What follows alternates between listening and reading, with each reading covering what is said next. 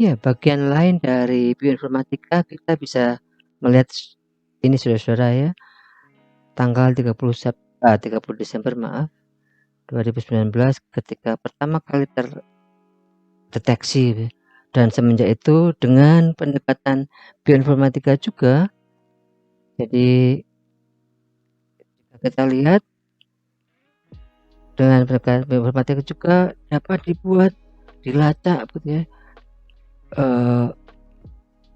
distribusi, perkembangan, dan persebaran dari virus corona ini ya, SARS-CoV-2 ini ya, sampai munculnya strain-strain tertentu di negara kita. Dan ini dapat kita lihat dari tanggal 2 Maret sampai dengan bulan Juli 2021 maksud saya, termasuk persebarannya. Nah, ini dengan memanfaatkan data bioinformatika dapat kita buat infografis seperti ini yang tentu sangat penting artinya untuk banyak hal ya, terkait dengan pengambilan kebijakan, pembatasan aktivitas masyarakat sampai ke bidang ekonomi. Singkat kata, ada banyak aspek yang dapat dipelajari ataupun terdampak ya dengan pemahaman tentang persebaran virus corona ini ya. Nah, ini tidak lepas dari sekali lagi pengambilan data biologis dari GenBank, dan jika kita menggunakan platform yang lain, Viper ini untuk mengetahui virus ya, ini karena untuk virus dapat kita lihat di sini, kita ke Viper dan di sini kita bisa pilih SARS-CoV-2 ya, di sana kita cek SARS-CoV-2 dan ya dia akan memberikan varian terakhir yang terdeteksi. Kita dapat mencari, ada berbagai fungsi di sana untuk kerja kita begitu ya. Nah, kita harus melakukan login memang, dan sejauh ini masih free, jadi silakan Anda membuat account dan kemudian kita dapat melakukan analisis gitu ya. Dan sejauh ini dengan menggunakan account publik ataupun UKDW atau institusi Anda begitu ya, yang dari luar UKDW, nah kita bisa melakukan genome search, dan jika kita masukkan SARS-CoV-2 tadi, dia akan mengeluarkan atau memberi hasil hampir 2 juta genom begitu ya dari virus ini, dan ini dari sejak pertama kali sampai terakhir yang dihasilkan. Nah, kita dapat melakukan filtering, kita dapat membatasi begitu ya. Bagi contoh, kita ambil SARS-CoV-2 yang di Indonesia dan kita melihat nanti yang pada manusia, kita dapat entry di sana dan kemudian pilih yang complete genome, karena ini sudah tersedia whole genome sequencing yang pernah saya singgung, dan di sana kita cek informasi-informasi yang diperlukan ya untuk analisa kita, lalu kita pilih search untuk melihat hasil apa nih yang keluar dari SARS-CoV-2 di Indonesia. Dan sejauh ini dengan entry parameter yang digunakan terdeteksi 6 genom begitu ya pada GenBank ini. Nah, tentunya kita bisa kritisi karena tidak sedikit itu ya, ada banyak. Karenanya pada kesempatan ini akan kita perkenalkan platform yang lain lagi, GIS8 ini ya. GIS8 yang juga memerlukan registrasi, login begitu ya. Nah, di sana kita dapat dengan account yang sudah disetujui, kita gunakan account kita dan password kita. Sejauh ini masih bisa dilakukan tanpa bayar gitu ya. Nah, registrasi ini masukkan ya identitas yang Anda inginkan, dan setelah kita dapat memasuki sistemnya, lalu kita dapat melakukan searching juga di platform ini ya, di GIS8 ini. Kita bisa filter, kita cari jika hanya berdasarkan itu sekian juta gitu hasilnya ya. Nah, kita dapat batasi, dapat filtering lagi lokasi Indonesia, lalu kita pilih complete genome yang dari Indonesia 8.415 dihasilkan ya. Selanjutnya dapat kita batasi lagi saudara-saudara, kita persingkat, kita sempit ya, kita persempit sampai tanggal berapa disubmit ataupun pengumpulan datanya. Lalu kita juga dapat mencari yang komplit saja ya, yang lengkap datanya, yang sudah keseluruhan genomnya di sequence ya. Lalu kita masukkan juga tanggal dikumpulkan, disubmit, dideteksi ya. Dan kita bisa batasi juga, misalnya kita ambil contoh Yogyakarta. Nah, dapat kita lihat bahwa dari yang 8.000 sekarang dihasilkan 124 hits gitu ya, yang terdeteksi di GIS8 yang berasal dari Yogyakarta. Nah, kita akan gunakan ini saudara-saudara untuk analisa, untuk belajar kita saat ini bagaimana dengan bioinformatika, big data yang ada di luar sana,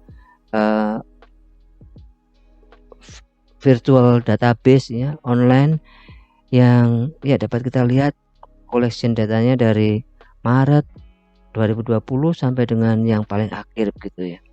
Nah, selanjutnya kita dapat pilih ini semua sequence-nya 124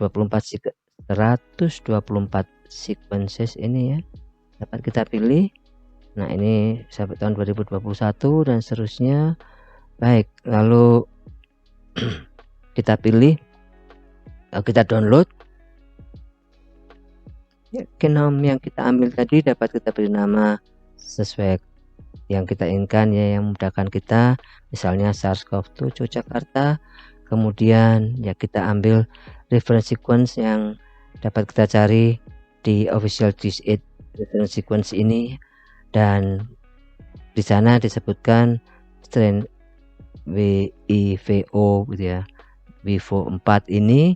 Nah, kita ambil ya, kita masukkan dan keluar di sini. Oke, HCOV-19 Wuhan gitu ya. Nah, kita dapat download sequence-nya dan kita tambahkan pada sequence yang Yogyakarta tadi yang kita miliki gitu ya. Nah, di sana kita ganti, kita tambahkan reference sequence-nya SARS-CoV-2-nya yang dari Wuhan yang terdeteksi seperti itu. Nah, kita punya dua sequence saudara, dan balik lagi kita gunakan Mega untuk menyatukan ya. Kita karena masih terpisah yang dari Yogyakarta dan dari reference, maka kita align 124 tadi plus 1 reference sequence ya, sehingga kita akan memiliki 125 sequences ya. Nah, kita dapat tambahkan yang reference dan kemudian sequence Yogyakarta.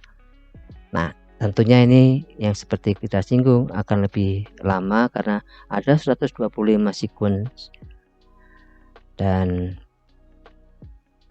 panjangnya pun mungkin juga akan lebih, nukleotidanya akan lebih panjang dibanding contoh kita sebelumnya ya.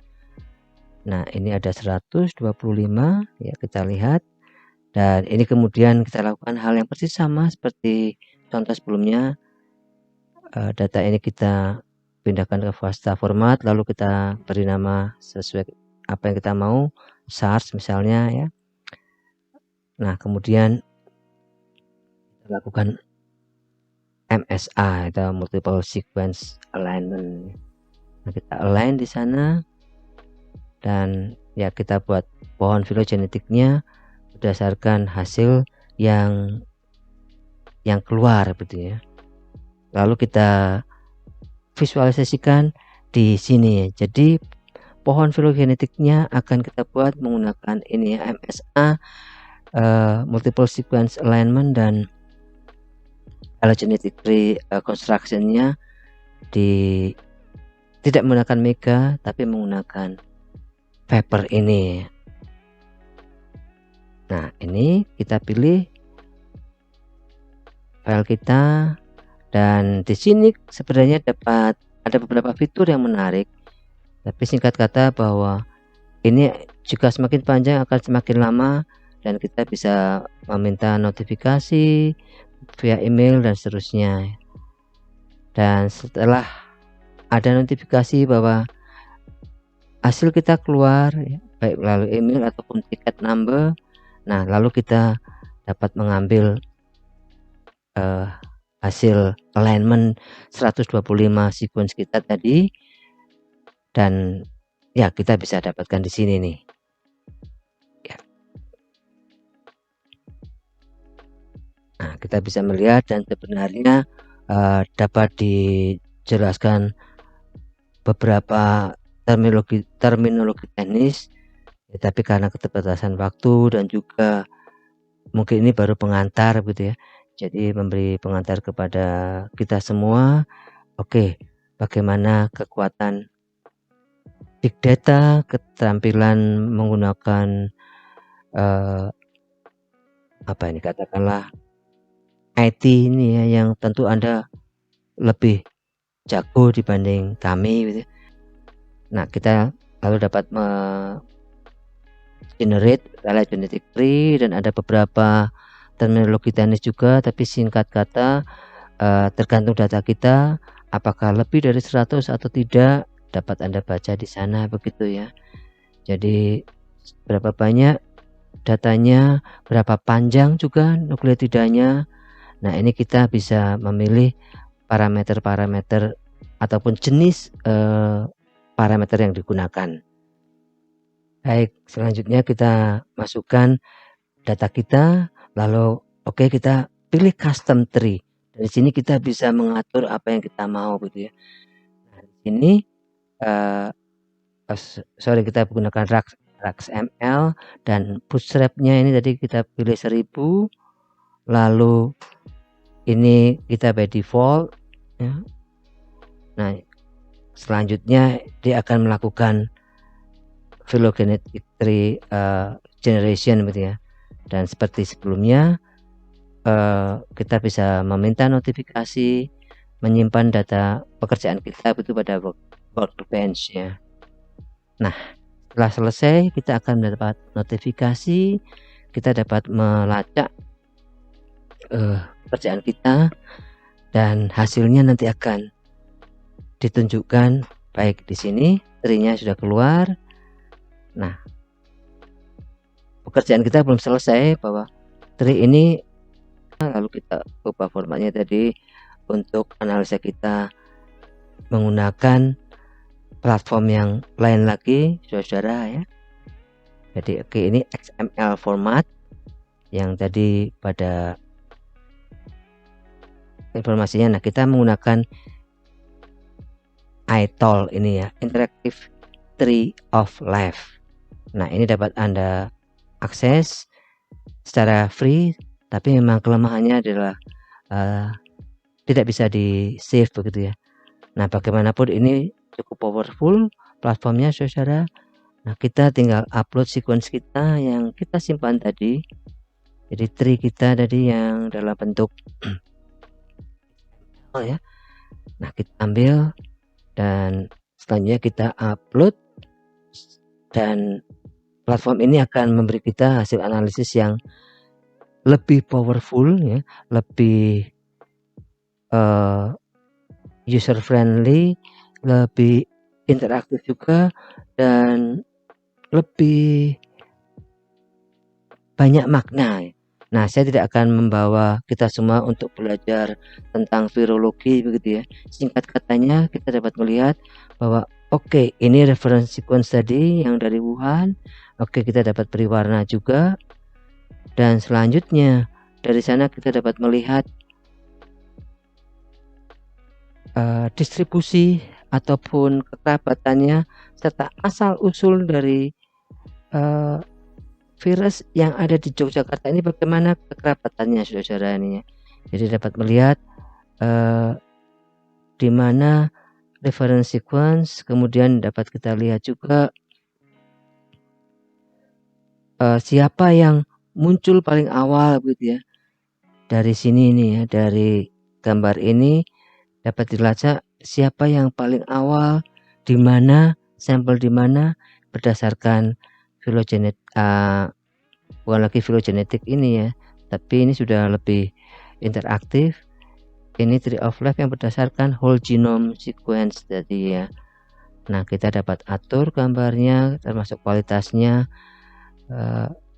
Yang lebih penting lagi adalah informasinya akan sangat bermakna untuk kita melacak asal mula serta kemudian melakukan tindakan seperlunya begitu ya, entah untuk penanganan ataupun pencegahan dan seterusnya. Nah, tentu yang dari kedokteran sudah lebih tahu ya apa yang harus dilakukan jika ada outbreak gitu ya.